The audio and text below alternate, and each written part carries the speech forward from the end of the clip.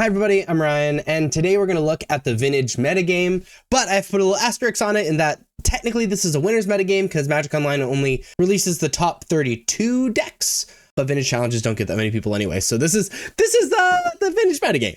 We're seeing at the very top is Underworld Breach with 16%. In second is Oath of Druids, in third is Jewel Shops, in fourth is the Dimir Lurrus Control, and in fifth is Dredge.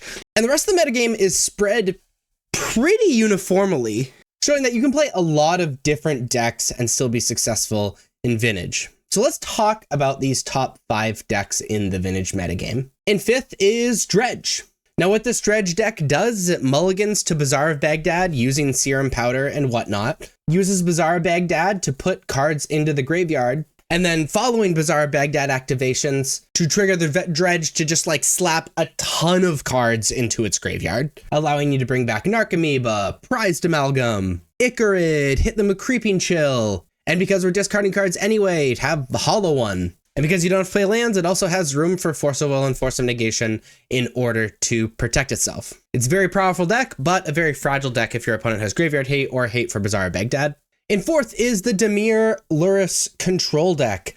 This is as close as you get to playing fair Magic in Vintage. It's effectively looking to just cast very, very powerful spells, have fast mana through the Moxes, and then cast really undercosted for what they do cards, like Orcish Bowmaster and Psychic Frog, and then be able to bring back permanents with Lurrus as the companion, allowing you to draw an additional card every turn if you keep bringing back Mishra's Bauble, recast creatures, draw cards or exile graveyards, a Soul Guide Lantern, etc., etc. This is effectively the tempo deck, and it's just playing good Magic.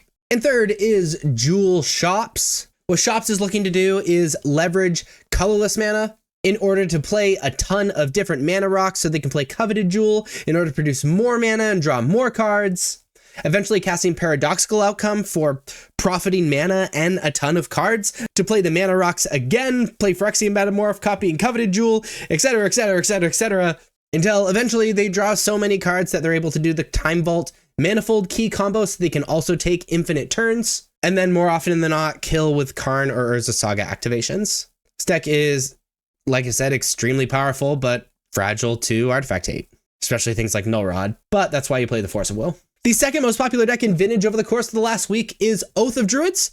What this deck is effectively trying to do is running a bunch of counter magic and tutor effects and fast mana in order to play an Oath of Druids. Give your opponent a creature with Forbidden Orchard if you need to cheat an Atraxa onto the battlefield as early as turn 2. Now you can do it as early as turn 1 if you like Show and Tell alongside some fast mana. Show and Tell is the kind of alternate way to cheat Atraxa onto the battlefield. But then once you have the Atraxa on the battlefield, you just totally outcard your opponent and win the game. And the most popular deck in Vintage over the course of the last week that has been championed by True Hero, this is True Hero's deck, is Underworld Breach. Now the long and short of this deck is it runs a bunch of counter magic and a ton of hate cards for the opponent to eventually cast Underworld Breach to get value from the cards that you had put in the graveyard even more, especially cards like Black Lotus, and then hopefully either killing with Bolas's Citadel or Urza Saga or Planeswalker activations or whatnot. So there is the Vintage metagame. If you like this video, please be sure to like and subscribe. Check me out on social media. Links are above me and in the description. Thank you so much for watching. I'll see you next time. Bye-bye.